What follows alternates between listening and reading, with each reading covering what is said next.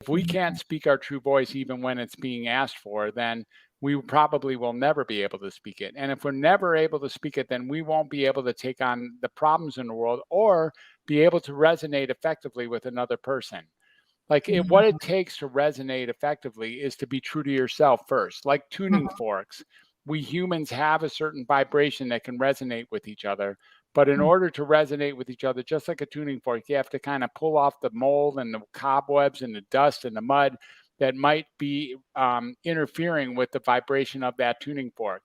But if we Mhm. do that and we detoxify ourselves from all the intruders of delivering our true voice, most of which are internal, then what becomes possible is authentic harmonic resonance with each other, such that Oh, I like that. communication, yeah, such a Yeah. communication becomes possible.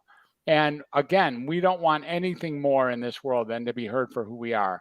I can't tell you Yeah. how many people I've met in prisons or in nursing homes or in state hospitals or regular hospitals, or really even anywhere on the planet who haven't been heard for who they are, and all I have to do is actually listen long enough to get them to believe that I understood who they were. And Wow. a massive amount of healing takes place at that very moment, no matter what they've done the rest of their life, no matter what crime they've committed or how sick they are otherwise. Yeah, and I know that about you where you're one of those very unique people that you're very intuitive and you're also very personable.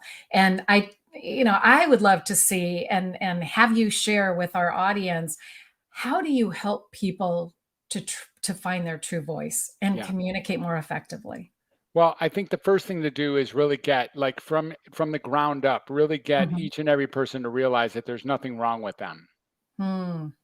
Like, we all think Mhm. there's something wrong with us personally. We all do. You probably do. I certainly Yes. do. All of us Yeah. do. Yeah, that we're different. We're different. We're different than everyone else out there. And of course, that's because we compare our insides with everybody's outsides. And so Mm. we have this idea that we're different. But if we can see that there's nothing wrong with us and how we're responding to things or what our opinions are about things or what our thoughts or feelings are about things are actually legitimate in their own right and worth expressing. Now, here's Yeah. the deal, and this is really important. True voice is not a matter of going to the top of the mountain and screaming out loud how much you hate your mother-in-law. Like, that doesn't really work. Yeah. That's not true voice. The No. idea of true voice is to actually move the needle forward, like move the conversation forward in a positive direction.